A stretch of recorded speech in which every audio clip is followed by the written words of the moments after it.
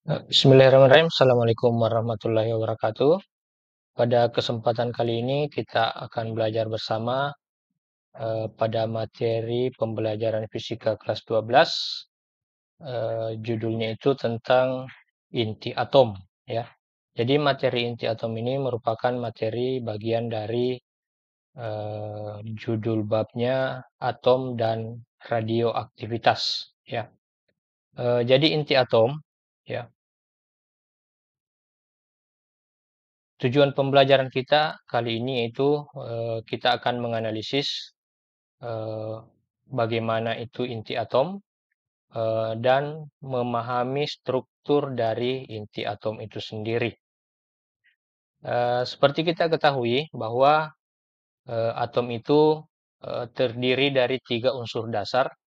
Ada yang bernama elektron, ya, bertanda negatif, bermuatan listrik negatif. Kemudian ada proton yang bermuatan listrik positif, dan ada neutron yang tidak memiliki muatan, ya. Jadi elektron itu negatif, proton itu positif, dan neutron itu tidak memiliki muatan. Kemudian partikel proton atau positif itu sendiri uh, disimbolkan dengan 1p1, memiliki massa 1,673 kali 10 pangkat minus 27 kg atau setara dengan 1,007825 SMA. Kemudian dia muatannya 1,6 kali 10 pangkat minus 19 kolom. Ditemukan pada tahun 1886. Kemudian ada elektron, ya, -1 E0. Masanya 9,1 kali 10 pangkat minus 31 kg atau setara dengan 0,000548 SMA, ya. Jadi elektron ini merupakan unsur dasar yang paling ringan, ya, dari 3 unsur dasar yang ada. Ditemukan pada 1897 oleh J.J. Thomson. Kemudian unsur dasar yang ketiga yaitu neutron, ya. Simbolnya itu 0N1. Massanya itu 1,675 kali 10 pangkat minus 27 kg. Jadi massanya ini hampir sama dengan massa proton, ya. Namun massa neutron ini lebih besar dibandingkan dengan massa proton. Jadi secara urutan yang paling ringan itu adalah elektron, kemudian proton, dan yang paling berat itu adalah neutron. Di sini ada kesetaraan antara massa dalam satuan kilogram, ya, dengan massa dalam satuan SMA, ya, atau kita sebut satuan massa atom, atau dalam bahasa Inggris biasa disebut dengan nama AMU, ya, Atomic Mass Unit, ya. Jadi 1 SMA atau 1 AMU itu 1,66 kali 10 pangkat minus 27 kg. Selanjutnya, ya, mungkin kita sudah sering melihat simbol seperti ini, ya, dalam tabel periodik unsur, ya, biasanya dituliskan seperti ini. Kita ulangi kembali, ya. Jadi ini disebut sebagai nuklida, ya. Nuklida. Kemudian X-nya ini adalah nama unsur, ya, X-nya nama unsur. Kemudian Z ini adalah jumlah proton atau biasa disebut juga dengan nomor atomnya, ya. Jadi jumlah proton itu atau nomor atom. Kemudian A ini biasanya letaknya di sebelah kiri, bisa juga di sebelah kanan atas, ya, dari simbol unsurnya. Dia itu adalah nukleon, ya, nukleon atau massa atom, ya. Jadi ini adalah nukleon itu terdapat di inti, atau dia juga merupakan gabungan dari proton dan neutron, ya. Jadi A ini adalah jumlah proton ditambah dengan jumlah neutron.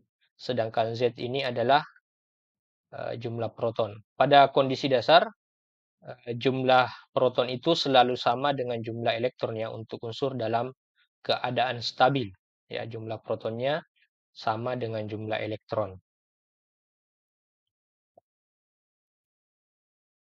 Kemudian fokus kita itu adalah inti atom, ya. Jadi inti atom itu terdapat di tengah-tengah, ya. Inti atom itu ya ini terdiri atas proton dan neutron ya, seperti kita gambarkan tadi, proton itu bertanda positif dan neutron itu yang tidak memiliki muatan, dia bersama-sama itu berada dalam inti atom. Kemudian elektron itu berada di lintasan luar ya, dia bergerak atau berputar mengelilingi inti atomnya. Selanjutnya ya ada yang disebut sebagai defek massa ya. Jadi defek massa ini perbedaan antara massa inti dengan jumlah proton ditambah dengan neutron ya. Jadi kita tahu tadi bahwa inti atom itu terdiri dari proton dan neutron. Tapi ternyata jumlah proton dan neutron ini ternyata tidak sama dengan massa inti atom itu sendiri. Ya, ada perbedaan ya di mana massa inti itu ternyata lebih kecil daripada jumlah proton ditambah jumlah neutron ya. Selisihnya ya, selisih antara massa inti dengan unsur penyusunnya ini itulah yang disebut sebagai selisih massa atau defek massa ya. Pertanyaannya kenapa bisa ada selisih dan kemana selisihnya? Jadi selisih antara unsur penyusun, jumlah unsur penyusun dengan massa inti itu digunakan sebagai energi untuk mengikat inti atom itu agar tetap menyatu ya. Namanya energi ikat inti ya atau energi yang mengikat proton dan neutron menjadi inti atom ya. Di sini kita contohkan sebuah unsur ya, unsur litium ya. Unsur litium 3Li7 ya. Dilihat dari simbol-simbol tadi, 3 ini adalah jumlah protonnya, ya. 3 adalah jumlah proton. Kemudian, 7 ini adalah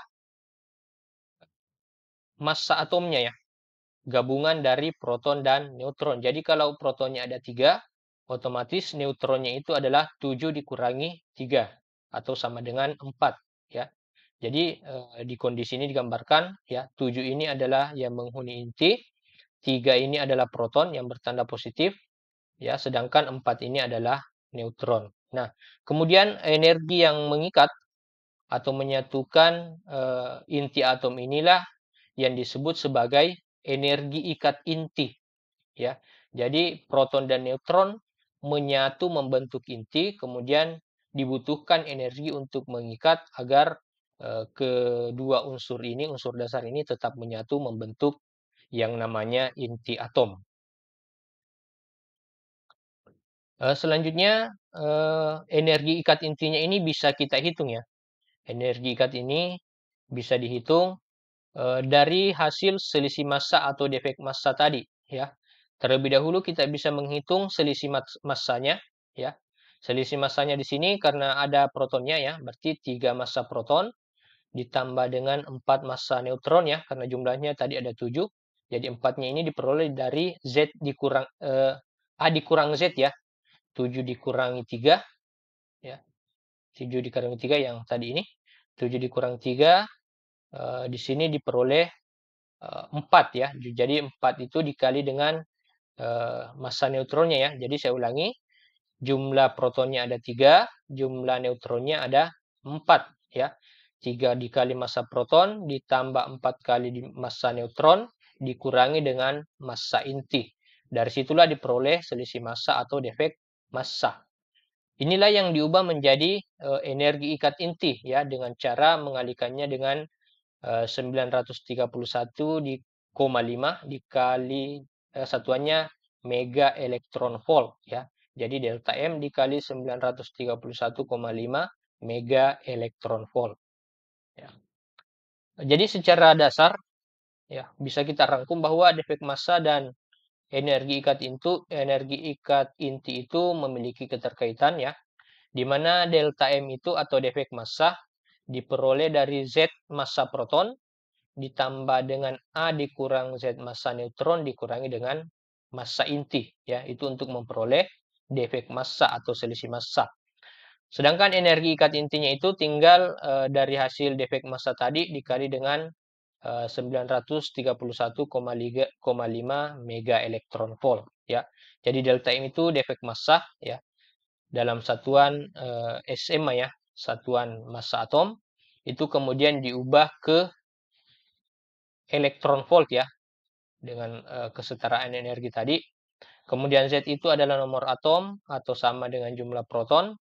MP ini ya adalah massa proton, sedangkan A ini adalah nomor massa atau juga merupakan gabungan dari proton dan neutron. Ya, Mn ini adalah massa neutron, kemudian M inti ini adalah massa intinya. Agar lebih jelasnya, coba kita lihat sebuah contoh soal ya. Sebuah contoh soal. Jadi misalkan ya, masih menggunakan inti atom litium ya. Inti atom litium terdiri dari 3 proton dan 4 neutron atau biasa dituliskan 3Li7. Massa inti atom 3Li7 adalah 7,01822 SMA. Kemudian massa proton tadi 1,007825 SMA, massa neutronnya 1,008665 SMA. Yang ditanyakan adalah besar energi ikat inti dari 3Li7 ya. Untuk pembahasannya bisa kita lihat bahwa inti atom 3Li7 tadi memiliki 3 proton ya dari nomor atomnya dan 4 neutron ya, itu diambil dari nomor massa yang 7 tadi ya. 7 adalah nomor massa dikurangi dengan nomor atom ya. Atau 7 dikurang 3 itu sama dengan 4 ya. Jadi ada 4 neutronnya. Sehingga diperoleh untuk menghitung energi ikat intinya ya, kita hitung defek massanya ya. Defek massa adalah bagian dalam kurung siku ini. Z massa proton ditambah A dikurang Z massa neutron dikurangi massa inti. Kemudian ini adalah konversi untuk mengubah massa menjadi energi ya. Jadi tinggal diganti angkanya. Z itu kita ganti dengan 3 ya. Dikali dengan massa proton 1,007825 ditambah dengan A dikurang Z ya. 7 dikurang 3 tadi 4. 4 itu dikali dengan massa neutron dikurangi ya. Jadi jumlahnya ini jumlah massa proton dan massa neutron itu yang dikurangi dengan massa inti ya untuk memperoleh defek massanya. Kemudian defek massanya itulah yang dikali dengan 931,5 mega elektron volt. Sehingga dari sini dapat diperoleh nilai bahwa energi ikat inti dari litium ya 3Li7 adalah 37,16 mega elektron volt ya. Kemudian untuk contoh soal yang kedua, di sini masih soal bentuk yang sama, tapi di sini Be ya, berium. 4Be9 itu memiliki massa inti 9,0121 SMA. Massa protonnya di sini diketahui 1,0078, sedangkan massa neutronnya 1,0086 ya. Kemudian kesetaraannya itu 1 SMA itu setara dengan 931 mega elektron volt. Tentukanlah energi ikat dari atom 4Be9 ya, 4Be9 ya. Caranya sama. Kita hitung dulu defek massa ya. Jadi defek massa ini yang berada dalam kurung siku, Z massa proton ditambah A kurang Z massa neutron dikurangi dengan massa inti ya. Dari sini ditulis bahwa 4 ya. Massa protonnya 4 dikali 1,0078. Kemudian ini 9 dikurang 4 itu 5. Ya, jadi 5 itu adalah massa neutronnya dikali dengan ya jumlah neutron ya maksud saya. 9 kurang 4 itu sama dengan 5 adalah jumlah neutron dikali dengan massa neutron itu kemudian dikurangi dengan massa intinya ya. Sehingga di sini diperoleh keseluruhan dari massa protonnya adalah 4 dikali 0,312 ditambah keseluruhan dari massa neutron ya, 5 dikali 1,0086 itu hasilnya 5,043. Jumlahnya ini ya adalah massa penyusun inti dikurangi dengan massa inti 9,0121 ya. Ini yang diketahui di soal. Ini dikali dengan penyetaraan massa ke energi tadi ya 931 dikali mega elektron volt sehingga diperoleh hasil 57,82 mega elektron volt ya. Dari option yang ada di sini diperoleh itu bahwa hasilnya berkesesuaian dengan pilihan B. Untuk selanjutnya kita berlatih bersama-sama ya menyelesaikan tugas. ada di sini ada 2 ya, 6C12 atau karbon ya. Massa atomnya itu massa intinya 12 ya, massa proton 1,0078 dan massa neutron 1,00865. Caranya sama dengan contoh-contoh sebelumnya, kita akan menghitung energi ikat. Kemudian di soal yang kedua, tugas yang kedua adalah hidrogen ya, 1H2 ya. Jadi protonnya ada 1, kemudian neutronnya tentu saja 2 dikurang 1 ya, neutronnya juga ada 1 ya. Saya kira ini tidak terlalu sulit. Untuk hal-hal yang sulit ketika mengerjakan tugas bisa ditanyakan untuk kita diskusikan bersama. Saya kira untuk pembelajaran kali ini, penjelasan kali ini kita cukupkan sampai di sini. Semoga kita semua memperoleh manfaat yang besar setelah mempelajari materi ini. Saya akhiri dengan ucapan wassalamualaikum warahmatullahi wabarakatuh.